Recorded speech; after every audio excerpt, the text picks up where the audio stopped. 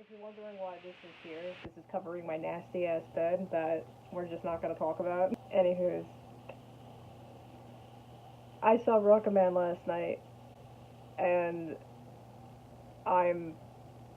This is a review of it. But I actually started a review on it last night, an initial reaction review, but my thoughts were all over the place, so I kind of soft decided, even though I spent a lot of time last night just talking about the film. I was like, I'm gonna redo this because my thoughts are not all in one place, and my thoughts are still not all in one place, but it's not just because of this film, it's because I have like 5 other papers that I have to write for school to do this week, but I'm disregarding that right now because of priority.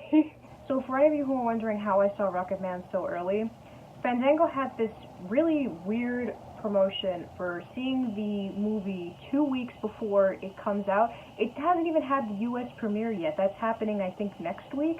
So I find that really wild to me, how we're seeing it even before the US premiere, but that's how we saw it. And it was weird because there were people in the theater that I was speaking to, and they didn't even realize that the movie hadn't been out yet. There was a woman that I was sitting next to that was asking me because she was saying how it was sold out everywhere in Manhattan because I live in New York. And yeah, I don't know what the kind of occasion was, but I find that very strange because, like I said, the US premiere, the New York premiere at Lincoln Center, which I'm also trying to win tickets for, is happening next week as opposed to this week.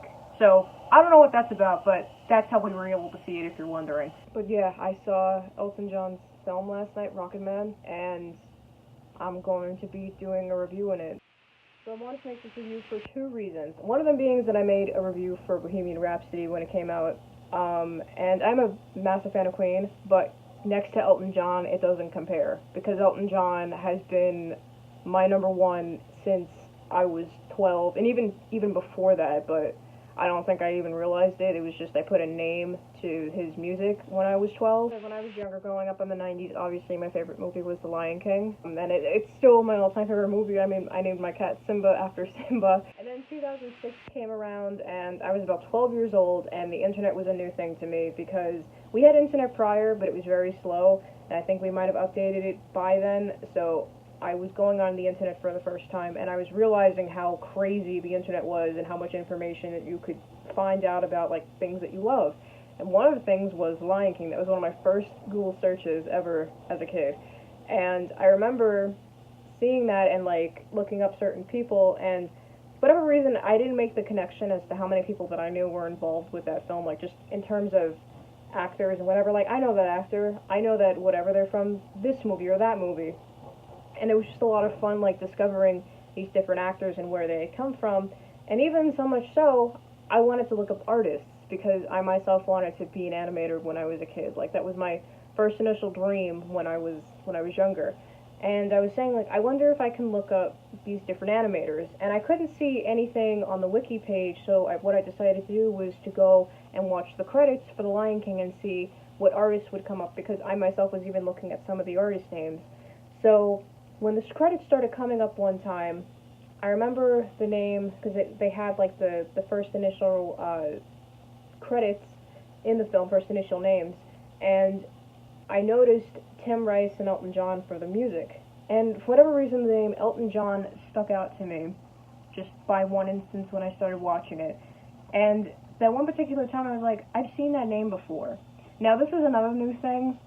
Again, in 2006, I know it seems very distant now because we have iPods and everything else that are telling us the name of things. We're asking people to play certain things for us. In 2006, it was very new for the title and artist name to come up on screen for radios, and my dad had Sirius Radio, so I think there was one time that maybe I was paying attention and I saw the name flash, and I was like, okay, that's him. Subconsciously, something clicked. And because of that, I was wondering if we had anything of his, because obviously my parents were listening to him, and they did, and they had a couple of his albums, and this particular one, I mean, the one, particular one was the one, haha, that stuck out to me because of the initial design for it, because I thought the design was very pretty. It's a very expensive design. It was designed by Versace, but this was the one that stuck out to me. This is actually not my parents' copy, because I have my parents' copy. This is an album that I got over in Japan because I went to Japan this January, and there's the sleeve that goes into it. But what was really wild about this to me, was that I was able to look at the songs in Japanese, and as someone who has been studying Japanese, let me focus. This really stuck out to me. And this is the one in Japanese, written in Japanese, but they also have the English as well. So it's a combination of both. And like I said, this was a wild experience. I actually had an Elton John fan recommend me where I found this. This is in Rico Fan in Shibuya. It's like a thrift store, record store.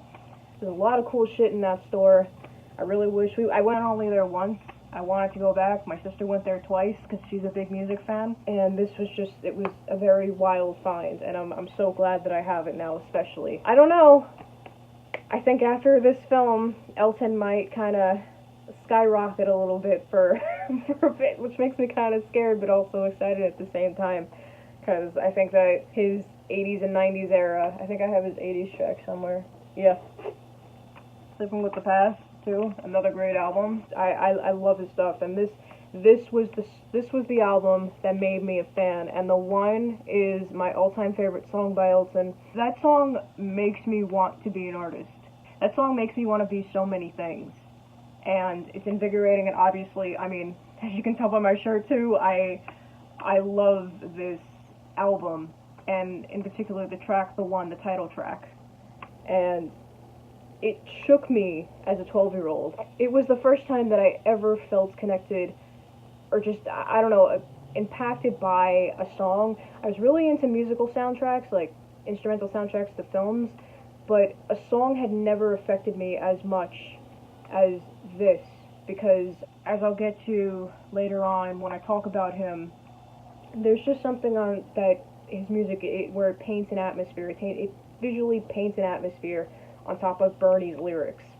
So, oh my god, I'm getting kind of winded and talking about this before even getting into the initial review.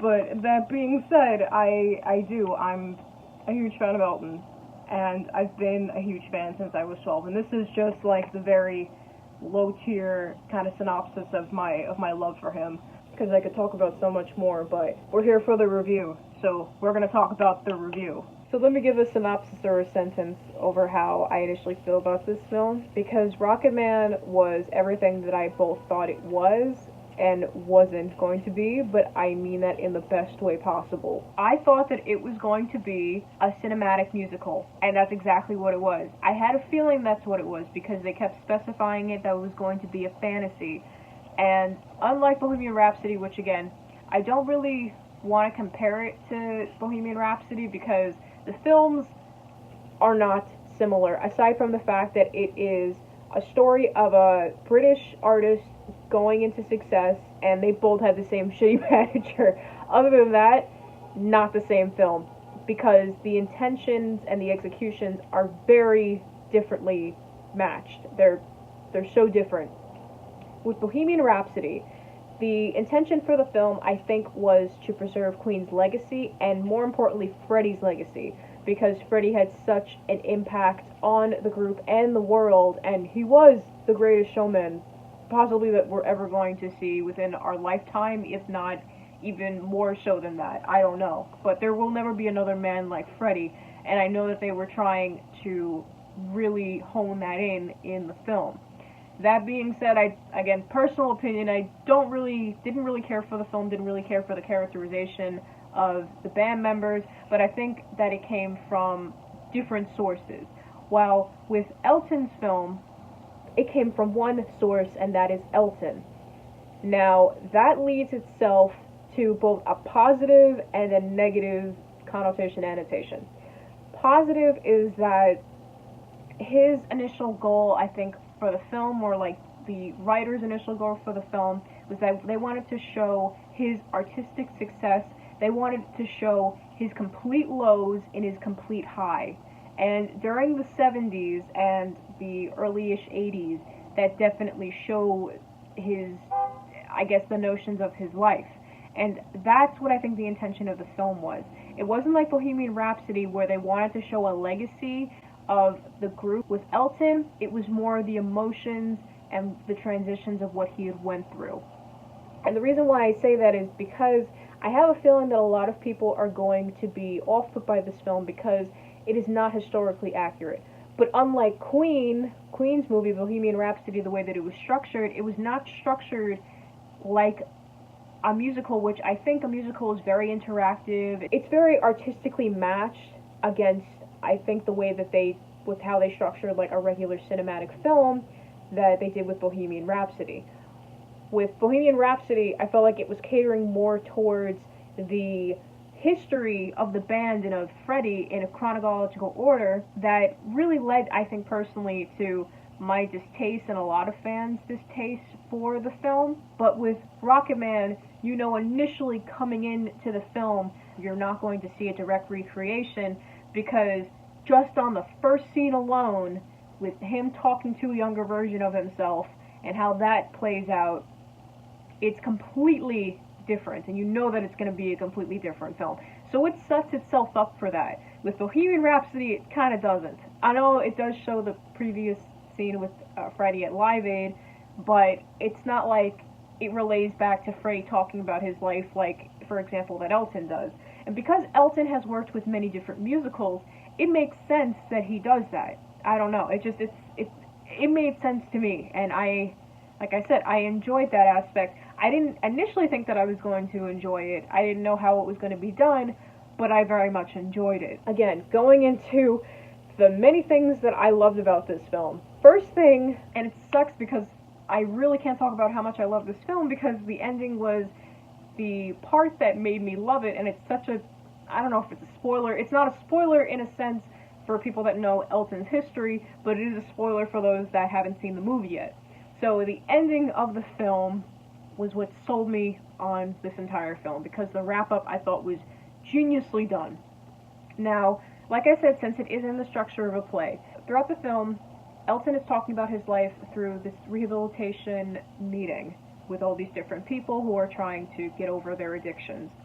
So he walks in with this attire on. It's like a demonish attire.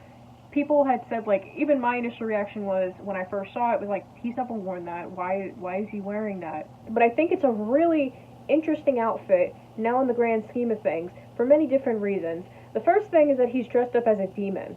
Now, the demon can represent so many different things, but throughout the film, as Elton is talking about certain things, he's ripping off and taking off parts of the outfit. Symbolism is very interesting because when you see interviews of Elton later on in life, like in the 90s, and he was saying how he wanted to kind of leave the extravagant outfits behind. Not completely, because he hasn't completely left that. I mean, let's be for real, but he's definitely toned down what he was when he was younger. Now, a lot of that had to do with, like, he was trying to cover up and trying to hide from the person that he didn't want or wanted to become. Like, it's a very complicated answer to how he sees himself. But basically, he wanted to hide from his true self. He was saying that a lot of people made fun of his appearance, and he was like, if I have something else that they can look at or whatever, I'd rather that. But it went back and forth. It's kind of a complex and complicated way of looking at it, in my personal opinion, because I think you can read it in so many different ways psychologically. But I thought that was a very interesting way of him tearing off these demons that he has inside of him and just laying himself bare. That, I think, was very geniusly done. And I didn't really catch that until kind of the end when I was catching on to the symbolism of, like, what the wrapping up song was. But the scene that got me the most was the ending where these manifestations of people that he's known in his life come through and speak with him. In particular, his mom, Sheila. That conversation that he had with his mom kind of broke me, because any big fan of Elton would know that he had a really weird relationship with his mom, and it shows it in the film. And one of the things was that he wanted to really specify in how sorry he was because his mom passed on a couple of years back. And in that moment, when Taryn was speaking, it's weird because, I'll get into the negatives and stuff of the film, but there are some moments I didn't really buy it, to a certain degree in his looks. I'm not talking about his acting, I'm talking about his looks. Like, I would look at him and I would see Taron. I wouldn't see Elton, but his mannerisms were completely Elton throughout the entire film. Sorry, I think that he was so good. He's such a good actor. I can't say that I shouldn't say that I wasn't a fan, but I didn't really like look into his stuff. I am a huge fan of Taron's now after this film.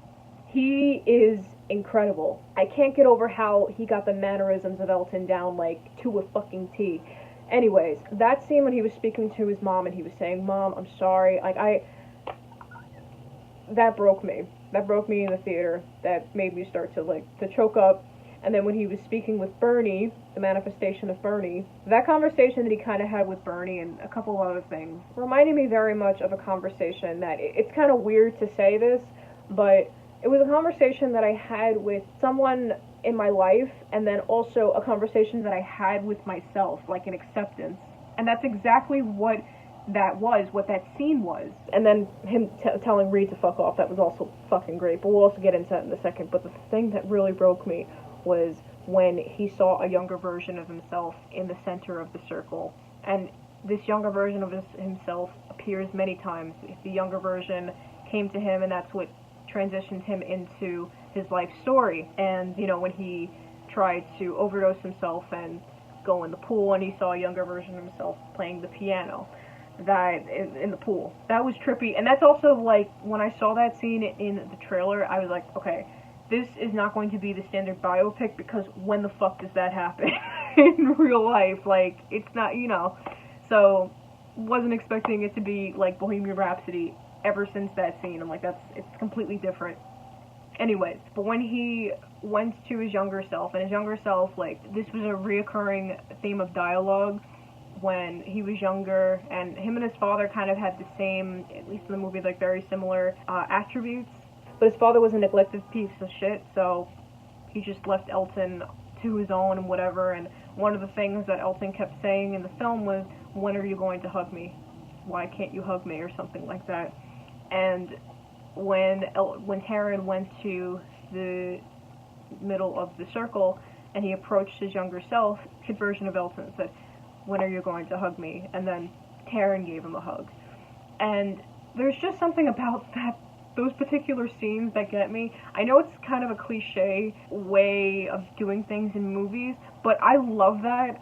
There's just something about it. And again, because I felt personally attacked by one of the scenes prior, that was something that also kind of got to me too, because the fact that it reminded me of a time when of like this instant with somebody that I knew and that I had this interaction with or whatever, when I was really into Elton for the first time, and then seeing a younger version of him, just, I don't know, like I said, that whole scene really struck a chord with me, and it was like I was seeing a younger version of myself, or just seeing myself on screen. And I know that that's very strange, because again, this is in the context of Elton's film, but I felt like I was seeing myself on screen for a brief second, and that really got to me.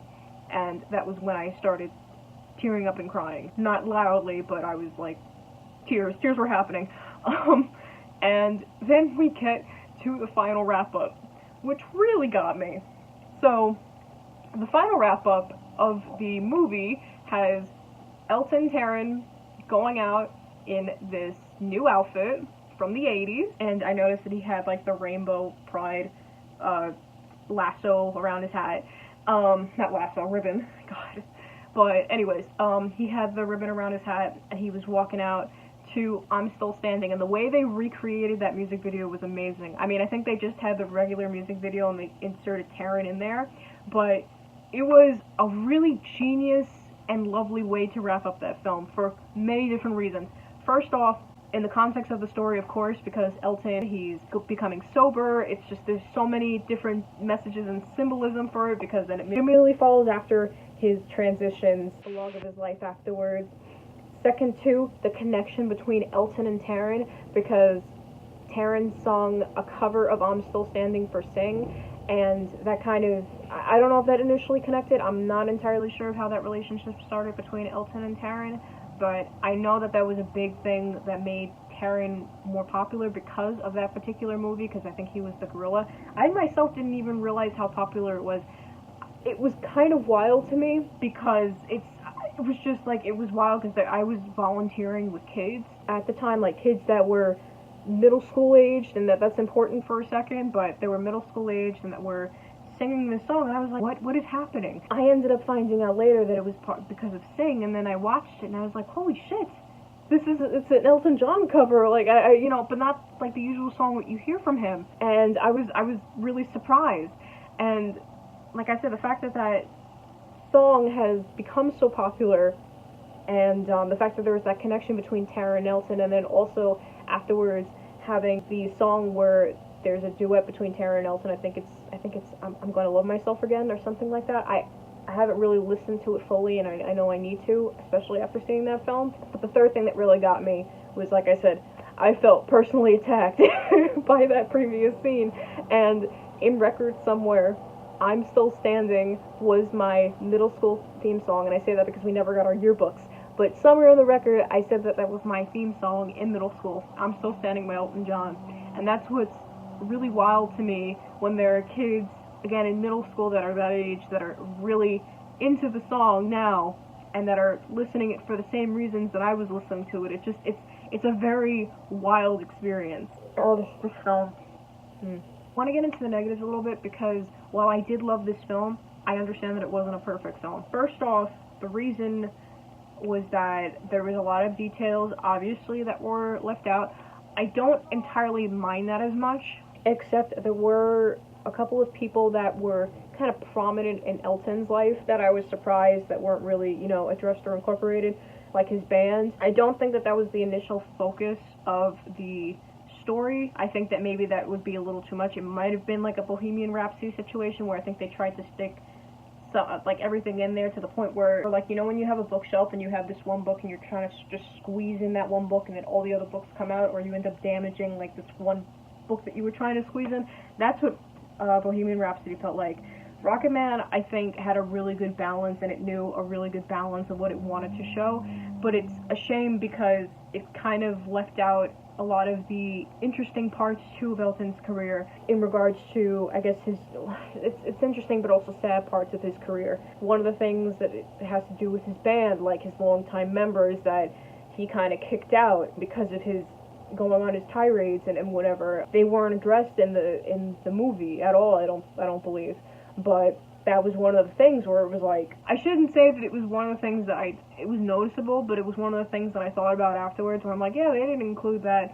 There's a lot of things that they didn't include. They didn't include my favorite outfit, which I was like, I feel offended, because I love that outfit, and I think it's like, I don't know if he sung it, or I don't know if he wore it when he sung Rocketman, and I kind of thought that there was going to be an appearance of it, but never happened.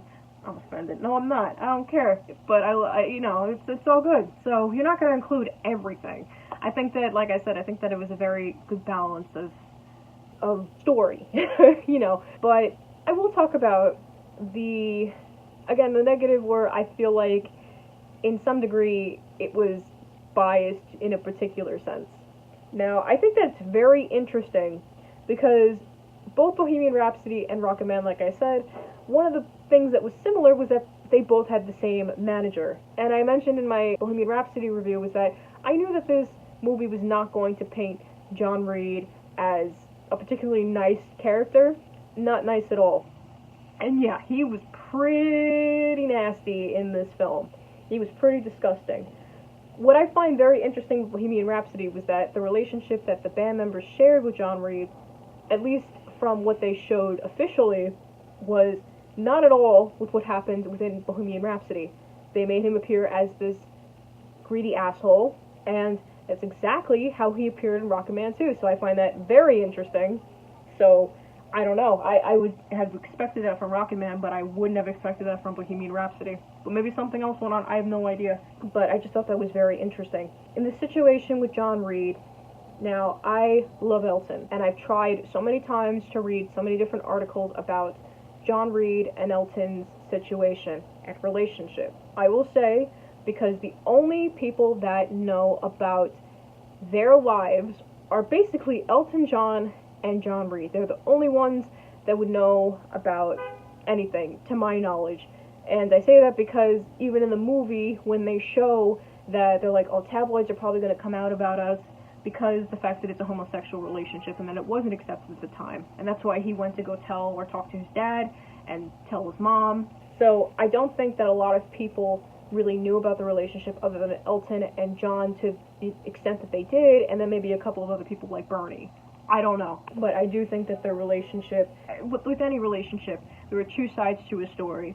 And I do think that it's interesting the way even that they physically represented Freed in this film. He seems like a bad guy, the way that he's dressed and the way that he looks. He reeks of bad guy. But not only does he look like John Reed in Bohemian Rhapsody, it seemed more catered to like his character, or like how I would have imagined him just by the interviews that I've seen with him and just by what I've read. That seems more of an accurate portrayal of John Reed, personally, to me, as a fan that doesn't know them personally. But, like I said, this is my personal opinion. I'm not saying that's what it is, but I just thought that was very interesting and why I'm labeling it as it probably being a biased film. Now, do I say, because it's a biased film, that Elton and the writers paint Elton as this untouchable, godly, like, can't do wrong man? No. That is why I love it. He is most of the time wrong in a lot of these situations, but you can see as to why he's wrong, as to why he's falling through these, like, he's going in this downward spiral.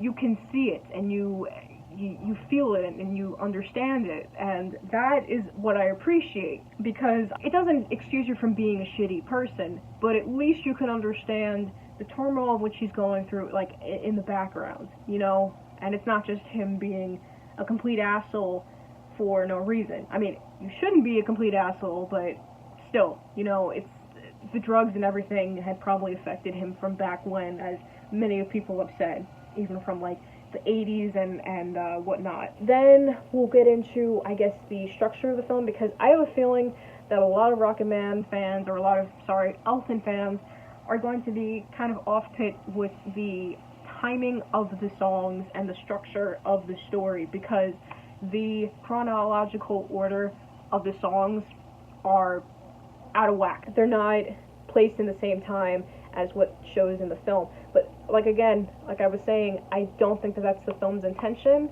Because it's a musical, and because it's trying to show the emotions that are going throughout Elton's life, I think the songs are placed in a particular way to showcase what Elton was feeling at that time. So, for example, I Want Love, when he's a kid, obviously he didn't write that song when he was a kid. I Want Love, I think, was written in the 90s. So, obviously that's completely wrong. But the initial feeling to that song, the initial notion to that song is present in what's going on in that particular moment when he's in his house, and he has all of his family members singing that part of the song. It makes sense.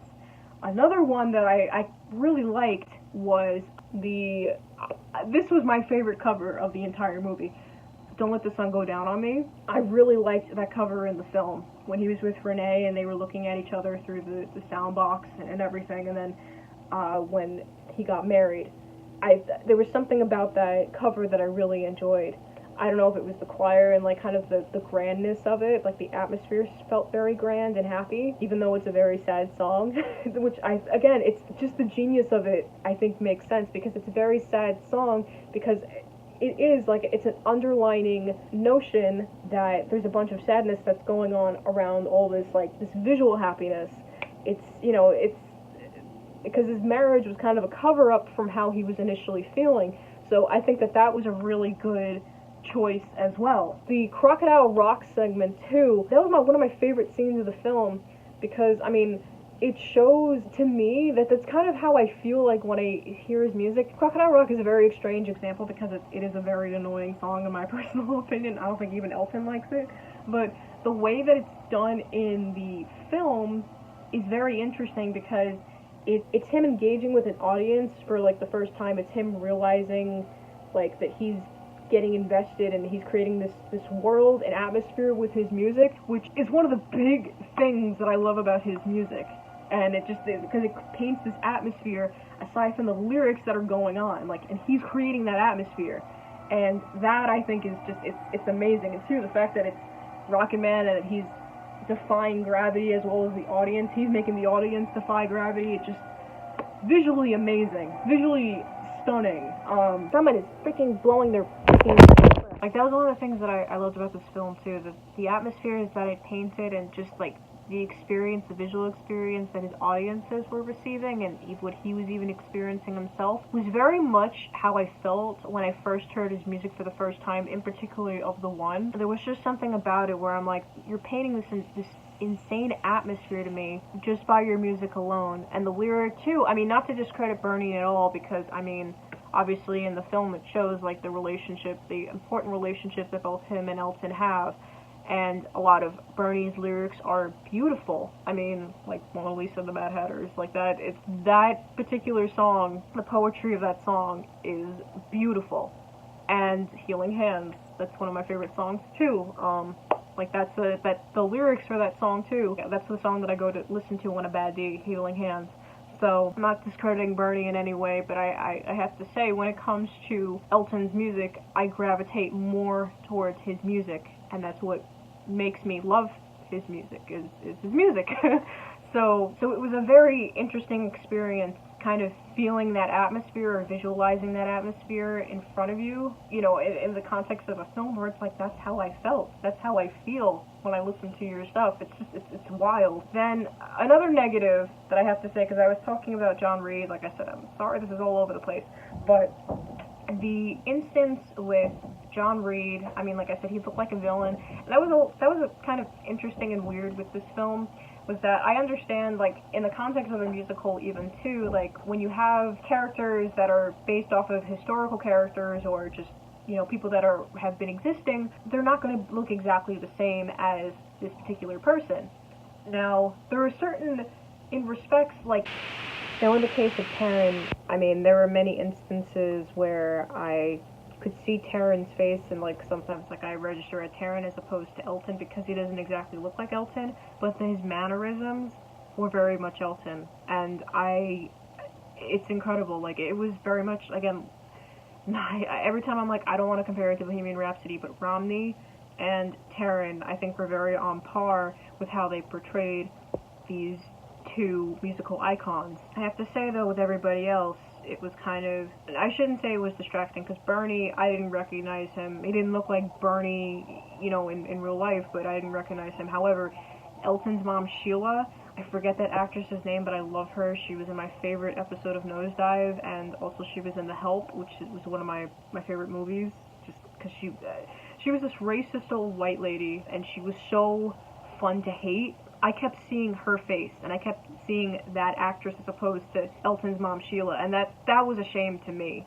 because I could not see Sheila. I don't know what it was, but there was something behind that where I didn't really get that feeling from her, and I'm sorry, because I think that she's an amazing actress, but there was just something about her in the film where I couldn't register as anybody other than that actress. It's like one of those things, it's like, you know, when you see Emma Watson as Belle, it's like, I just see Emma Watson, I don't see Belle. It's one of those things. And then, like I said, the characterization between John Reed, I mean, he didn't look like John Reed to me in real life. I think, again, they really structured him out to be this, he looked like a villain. I don't know, he looked like a villain to me. That's essentially what he was a villain. Like I said, that's what I mean with it being kind of biased, but I'm not 100%. I'm going kind of all over the place, and I feel like I need to see it again in order to get a really solid review, but this is my initial reaction to it. Initial reaction to the movie, giving it a rating, I would give it a 7.5 out of 10. Solid 7.5 out of 10, maybe even an 8. Maybe even an 8, because I loved it. I thought it was a really great film. I thought that the pacing was done beautifully. The choice of how they told Elton's story was genius. The symbolism for a lot of the actions for Elton, the hints and like Easter eggs that fans would get. Like I said, I know this is a spoiler film, and I know there was a lot that I noticed in the theater, and I couldn't like grab it all. Like, I don't remember it all. That's why I kind of want to see it again. But there was a lot of different things in the film that just, I was a massive fan of Elton, that really got to me, and I'm sure got to a lot of different fans. And like I said, it made me really, it's like one of those things where it's like, I want to be an artist. You make me want to be an artist, and that's always how I felt about his music and his story, and that's how I feel, that's how I felt when I first listened to him, and that's how I feel every time I listen to him and certain particular tracks from especially this album. I wanted to show a couple of the Elton memorabilia that I have. So, this I just got last night, and I'm really mad because it's bootleg, I think. I haven't watched it yet because, like I said, I have papers to do, and as I'm procrastinating these papers, I'm also, like, trying to be responsible, but I'm not really being responsible. So, this is Elton's from Barcelona. Barcelona is spelt wrong, as a fan had pointed out, and I'm so mad. It is not an official copy, because even look in the inside, that is not how the official CD looks. Like I said, I don't know what plays on it, but I have to say that this performance, as well as his performance in Russia in 1979, is my favorite, all-time favorite performance, like, of hearing him live, aside from the times that I have seen him, which I've seen him twice. I've seen him in 2013 at Madison Square Garden, and 2019 I saw him in, oh my god, what was it, March, I think? I think I saw him in March. It was the second time that I saw him, and that was for his farewell tour. The One Piano book, it's one of those things where it's like, I tried to play the piano about 4 or 5 different times in my life, and every single time was because of him, was because I was really getting into this album again, and it hasn't worked out. Like I do not have the patience or the talent for music. I guess I communicate my thoughts and expression through a different form of art. Records, I actually have more records than these. Where's Tumbleweed? I have Tumbleweed Connection somewhere, I don't know, but Captain Fantastic, and then his greatest hits. And I also have Don't Shoot Me on the piano player, which is in a frame somewhere that I'm not entirely sure of. I have his Funko Pop. I don't have his American one. I want to get his American one. I just thought that one would be okay, but I'm like, now I want the 2. Oh, here we go. Here's Tumbleweed Connection. So I have Tumbleweed Connection, which is not his first album, but it's kind of the one that everyone labels as his first, but it's not his first. And then I have Bernie and Elton's lyric book, and it has a whole bunch of his songs with illustrations like this, so I think it's pretty cool. And then I will finish this video with a very special story between me and Elton. So, as I had said, I wanted to be an artist. His music kind of made me want to be an artist. And I was going through a low after college. I graduated college about 2 years ago. I'm actually back in college because I'm trying to get another major on my degree. But I was hitting a low because I just felt like I wasn't good enough. I didn't know what I was doing with my life, and I was really in a slump. And I heard that Elton was going on his tour, and I started really, I listened to him, but I started especially listening to him, and his birthday was coming up, and I decided to draw something for his birthday. And on his birthday last year, he retweeted my drawing. As you can please see that. Sorry, this is somebody else's username. I have to cover this up. I think I'm gonna lay it out differently. This is in a frame, and it always will be in a frame. Like, it's in a frame in my heart, because this, honestly, this gesture alone, I don't know if he even did it, because I think he might have someone that's running his Instagram, but he does it selectively. But the fact that, too, I mean, he's had to have gone on his Twitter regardless. Like, I don't think it's just, one person that's doing this thing, even though I think I did hear in an interview that he doesn't really have social media, but I think that's changed since then, because, I mean, everyone says that they don't have social media, and then sometimes they get on a win, and it's like, yeah, fuck it. And that was a couple of years ago. But, like I said, this is a huge thing to me, because, like I said, it's like coming in full circle. It's like, you maybe want to be an artist, and then you notice something that was pretty much the result of you. Like, it's kind of wild. So, that being said,